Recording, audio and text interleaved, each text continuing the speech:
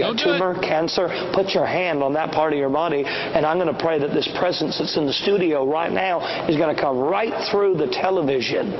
Right through the television, that light, that we call it the lightnings of God, the power of God. Okay, I got it. Did you hear him? The lightnings of God. He said that's what we call it, the lightnings of God. Now, first of all, he said, if you just don't do this. Put your hand on the screen now and touch my hand. You know where that came from? That came from Oral Roberts. Oral Roberts started that stuff when he decided he just didn't like tents anymore. He wanted stadiums. He wanted big air-conditioned places. So he gets on TV, and all of a sudden now he's telling everybody, put your hand against mine on the television screen. Okay?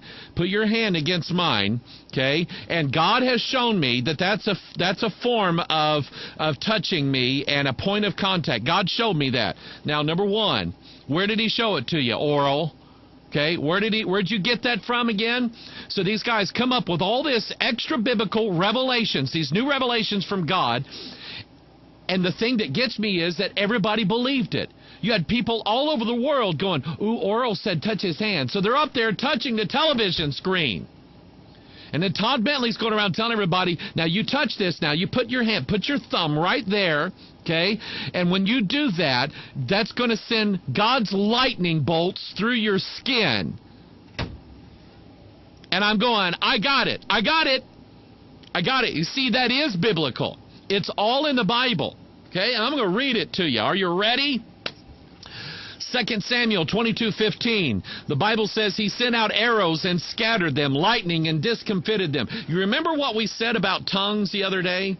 That tongues, unknown tongues and confusion was a sign of God's judgment, not a sign of God's blessing. The same thing here. 2 Samuel 22:15, write this down. Go study it. He sent out arrows and scattered them, lightning and discomfited them. You know what it means to discomfit them? It means bust them up, break them in pieces. That's what God does, okay? Let's see here. Where else? Where else? Psalm 144:6. Cast forth lightning and scatter them. Okay? Shoot out thine arrows and destroy them.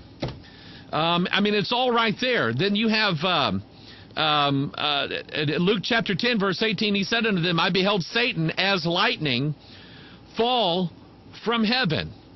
So this lightning that Bentley's talking about, I wonder what that could be. I wonder, it's just another form of God's judgment. Remember, this is the guy who right here upon his neck has Joel's army written across, tattooed onto his chest. Okay? And if you don't remember what Joel's army is, we did a Watchman video on this. Go look it up. Joel's army is none other than the devils that have been locked away inside the bottomless pit. They're going to come out in Revelation chapter 9. You go compare Joel chapter 1 and 2 with Revelation chapter 9. You'll see they're virtually identical. Virtually identical in every way. And yet Todd's going around telling everybody that it's this breed of super Christians, a new breed. They're going to have their DNA changed, and all of a sudden they're going to be the super Christians that are going to take over the world for Jesus Christ. They're the ones that got it. It's kind of like the people I was talking about last Thursday that manifested themselves over tongues. It's an arrogance. So is... Now, again, I'm going to say this, and I'm going to say it politely, and I'm going to kind of calm down, okay? Because I want to deal with this part in a nice way, because undoubtedly there are some of you watching today that I truly and honestly as I can say this, I never want to be an offense, and I always want you to understand what I'm saying and what I'm getting at. A lot of times I'll do a video and I'll run through some information, and people that may be new to the ministry, they don't know exactly where I stand on everything. They haven't watched everything I've done, and they ask me some questions, and they said, are you saying, and I always have to say, no, that's not what I mean, and I kind of have to explain myself a little bit. I love God's people, and I love people that love the Bible and that love the Lord, and I don't want to offend anybody in any way. If you have chosen to follow let's say a more Hebrew lifestyle in your diet, in your thought, in your language, in your holidays. If you have chosen to do that, then I don't want to be your enemy. I want to say, you know what? I think that's neat. Okay. I do. I think it's neat. I love the Hebrew language. I wish that I don't know if I have the aptitude to know it, but I love the Hebrew language. I think it's a beautiful language. I think God's people, I love Israel.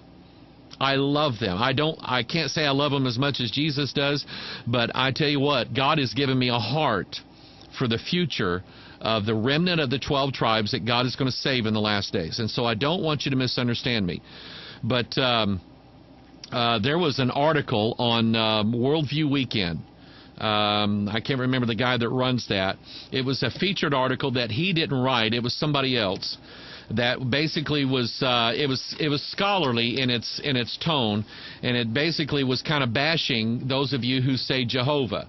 Okay, and it was written from a scholarly viewpoint that says, well, obviously you're not trained in the Hebrew languages the way a lot of us scholars are, and if you were, you would realize that calling it by the name of Jehovah is probably not accurate, and we probably don't have the real way of understanding it. And so that's basically what he was getting at, and I just didn't like the tone of the article, because it basically said, you poor idiots that have not gone and got your doctorate in theology and languages, you poor people just don't know what you're doing.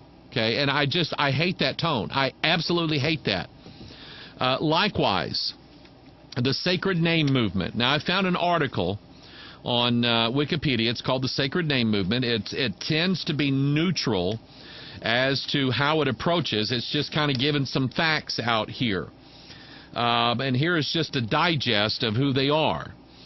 Sacred Name Movement is a movement within the Church of God, or the Seventh Day, propagated by Clarence Orville Dodd, C.O. Dodd, from the 1930s, that claims to seek to conform Christianity to its, quote, Hebrew roots in practice, belief, and worship.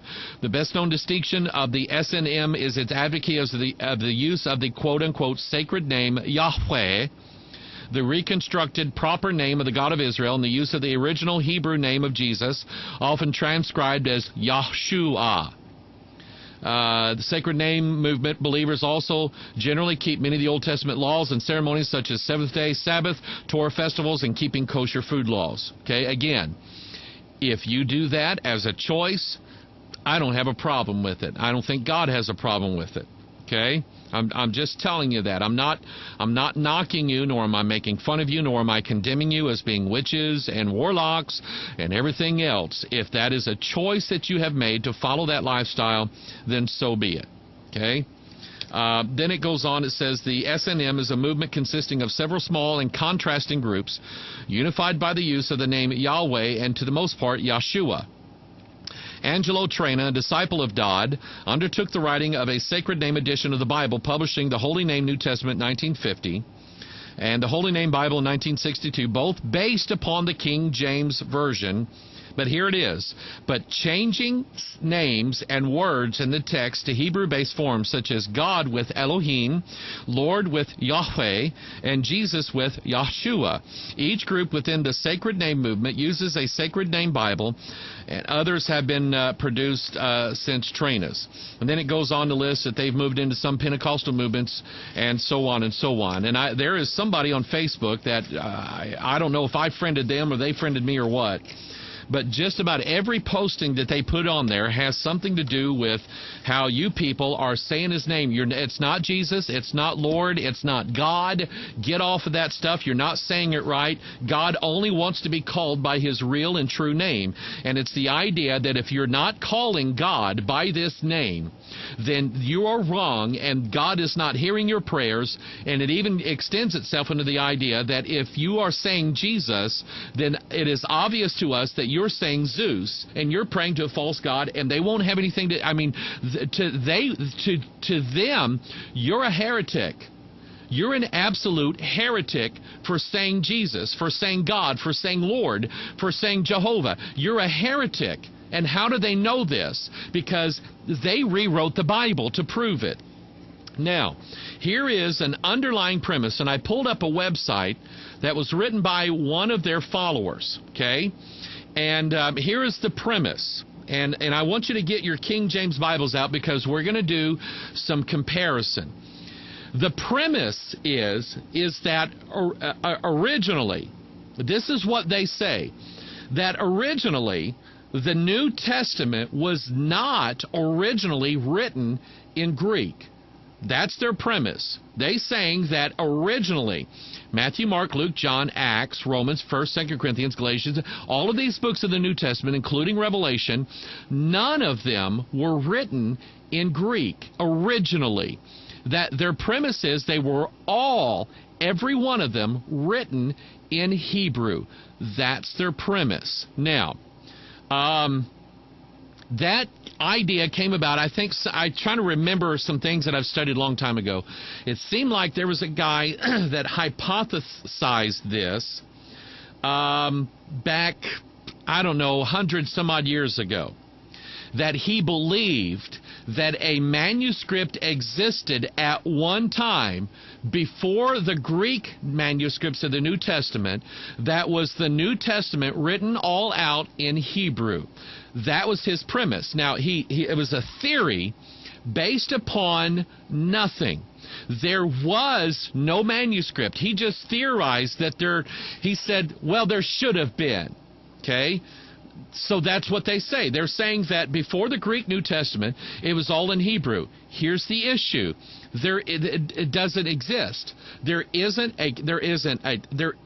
any leftover fragments, copies, anything of a New Testament written in Hebrew that establishes the idea that the New Testament was written in Hebrew and then translated into Greek.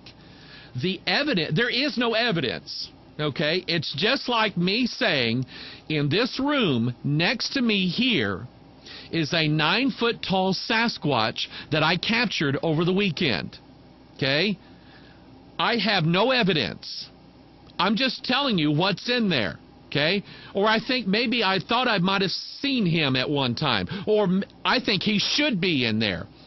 But since I cannot supply any evidence, you're not required to believe it. At the mouth of two witnesses or three, let every word be established. But here in this case, we don't even have one witness. We don't have a witness of the idea that the New Testament was written in Hebrew before it was written in Greek. We don't have that. But here, according to this article, and this is at yashanet.com, this is his proof now, his proof that the New Testament was originally written in Hebrew. He says, other sources testifying to Hebrew being the language and the origin of the New Testament. Here's his evidence. Number one, recent Qumran findings shows secular documents written at that time concerning current events, and they were written in Hebrew. Still no New Testament. Number two, Jewish coins found from that area minted with Hebrew text on them. No New Testament. Number three, a study of the writings of the Christian church fathers shows that much of the New Testament was written in Hebrew. Now, he doesn't quote these guys, which is funny to me. But then he says he names names like Irenaeus, Origen, and Jerome and Clement of Alexandria. These guys were heretics. Okay? But he doesn't actually use their quotations. He just says they said that they alluded to it was written in Hebrew, but he's not giving any evidence. Number four, the prominent first century historian Josephus wrote in both his books, Antiquities and Wars, that Hebrew was the language of the first century Jews, but he still has not established any New Testament documents. Number five, modern linguistics shows that the texts themselves don't lend to an original Greek translation. So now he's saying now the modern scholars are lend to the idea, follow his language. Modern linguistics shows that the texts themselves don't lend to an original Greek translation. In other words, he's not quoting anybody, a linguist, who says it absolutely is verifiable that the New Testament could not have been written in Greek. He doesn't say that. Okay? Then he says other books such as the Jewish New Testament by David Stern are also helpful in showing the Hebrew thought that gets lost in the Greek English and on and on. So he gives a lot of this outside sidereal proof that the New Testament was written in Hebrew, not Greek, but he doesn't have any proof.